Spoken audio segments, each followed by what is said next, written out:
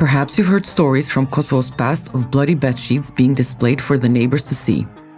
No, we aren't talking about blood feuds, but rather another outdated cultural relic, the obsession with women's virginity.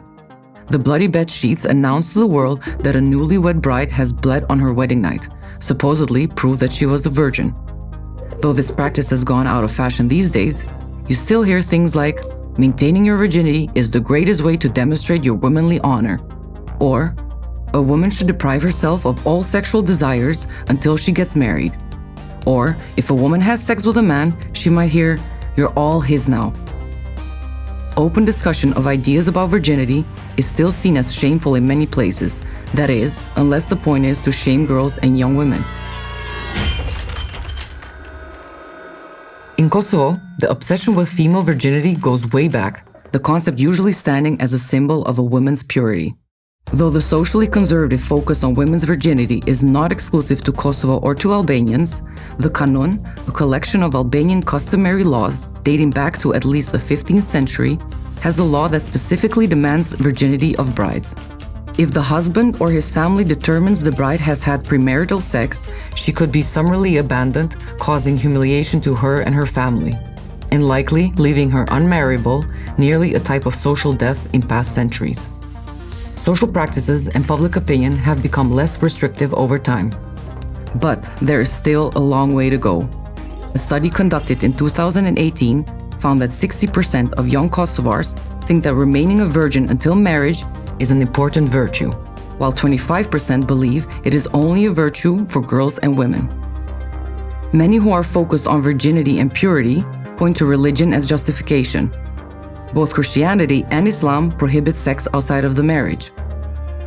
The Bible treats premarital sex as immoral and the equivalent of adultery.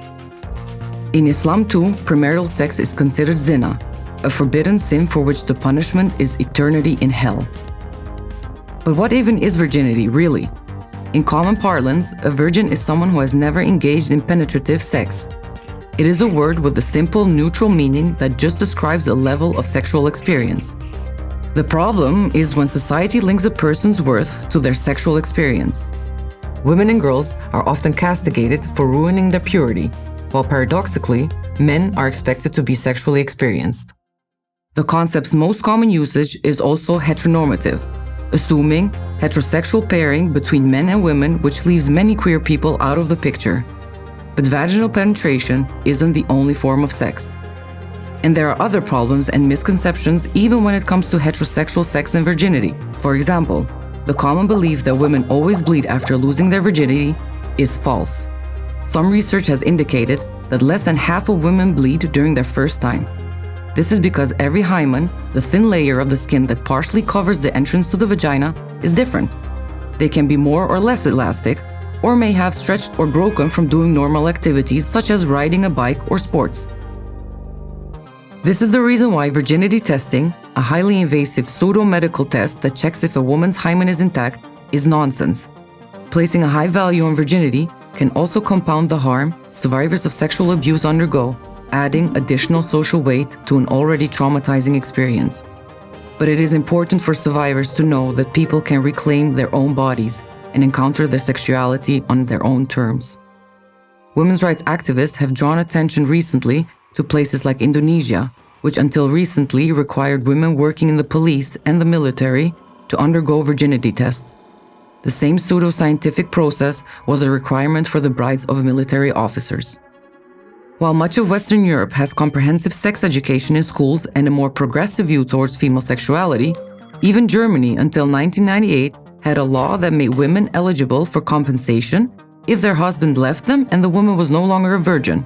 The understanding was that a woman who wasn't a virgin would have a harder time getting remarried. Though different cultures view virginity in different ways, one commonality is that the concept is generally used to police women's bodies and sexuality. At the end of the day, it's a social construct, one that has been used to instill fear and pain in people, especially women. So if the concept of virginity is socially constructed, that means we can deconstruct it too. It may be many years before virginity can fully shed the taboos and shame that have attached themselves to the concept, but virginity doesn't and shouldn't define a person's worth.